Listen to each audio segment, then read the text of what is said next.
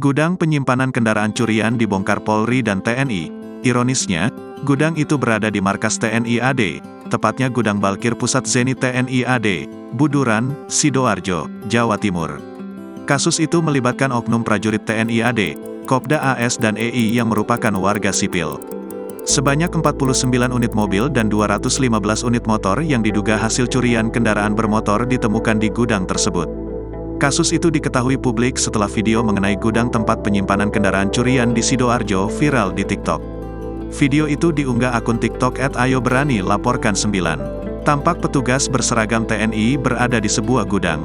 Ada sejumlah mobil pickup berwarna putih dan hitam berjajar.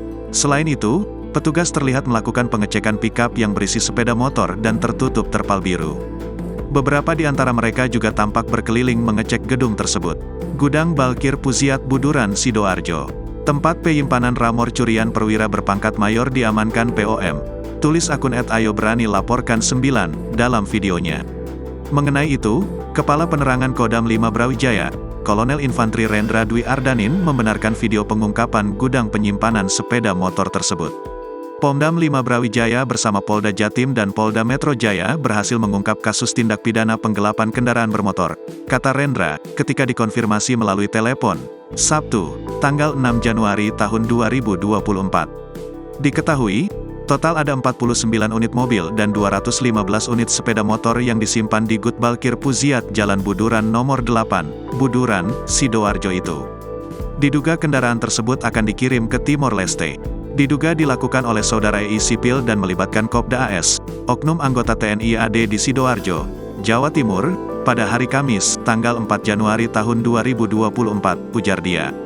Rendra mengungkapkan, saat ini, Pomdam 5 Brawijaya tengah melakukan proses penyidikan terhadap anggota TNI AD yang diduga terlibat tindak pidana penggelapan tersebut. Sedangkan, lanjut dia, untuk pelaku warga sipil yang satu komplotan dengan oknum anggota TNI AD, diserahkan dan dikoordinasikan dengan Polda Metro dan Polda Jatim. Hasil penyidikan akan diumumkan secara transparan kepada publik.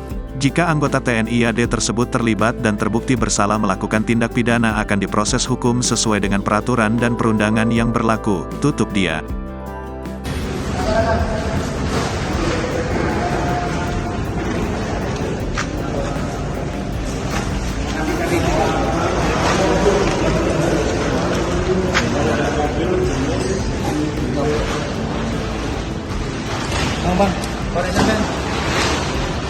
Download Tribun X sekarang, menghadirkan lokal menjadi Indonesia.